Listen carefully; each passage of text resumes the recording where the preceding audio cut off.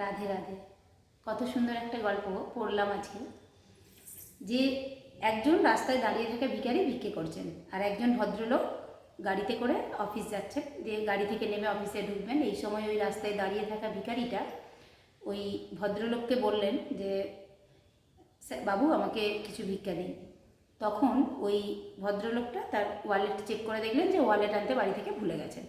তখন ওই ভদ্রলোকটা ওই ভিখারি মানে কাঁধে হাতটা রেখে চাপড়ে বলছেন, কিছু মনে করো না ভাই, আমি ওয়ালেটটা আনতে আজ ভুলে গেছি, তাই তোমাকে ভিক্ষে দিতে পারলাম না, পরের দিন দিয়ে দেবো।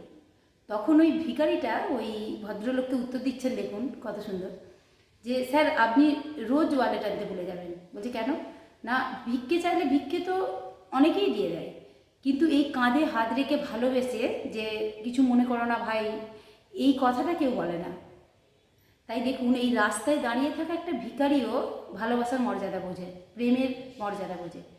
আর ভগবান স্বয়ং তিনি তো প্রেমের মূর্তি, তিনি তো প্রেমের মর্যাদা বুঝবেনই।